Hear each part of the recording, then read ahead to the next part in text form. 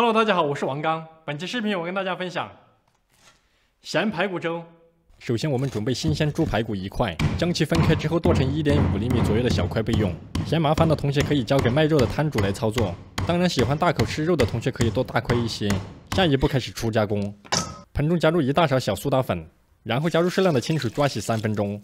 这一步的目的是破坏排骨中的肌纤维，使其更加容易包熟，也可以很好的去除排骨骨头中的血水。同学们，排骨如果有明显残留的血水，煮熟之后会明显发黑，而且影响卖相，所以我们可以尽量的多清洗几遍。当然，没有苏打粉的同学可以用干淀粉代替，然后取出沥干水分备用。下一步开始制作腌料，锅中加入适量的食用盐，加入适量的花椒，加入八角2颗，加入少许桂皮，然后开小火将食用盐炒香，炒至微黄。盐炒香之后，全部倒入排骨中，搅拌均匀，腌制1个小时以上。同学们，香料盐占排骨的比例大概为2斤排骨50克盐。由于排骨下锅之前需要再次清洗，所以视频中这个比例并不会太咸。搅拌均匀之后，用保鲜膜分次包好，这样的目的是方便储存分批制作。下一步开始准备辅料，准备生姜1小块，切成比较细的姜丝，泡水备用。准备适量的芹菜切碎备用。准备适量的小葱切碎备用，最后准备适量的香菜切碎备用。以上除了姜丝之外，大家可以根据个人喜好加入自己喜欢的撒料。下一步开始正式制作。首先我们取出5人份的排骨，然后加入清水将排骨多清洗几次。这一步的目的是减少排骨中的盐分。准备珍珠米300克，用清水淘洗1遍备用。下一步开始制作。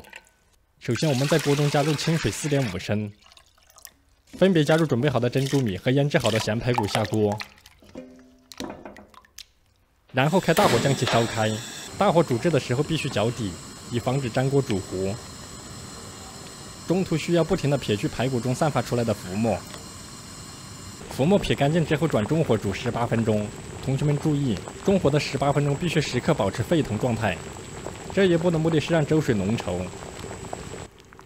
粥水浓稠之后，开始调味。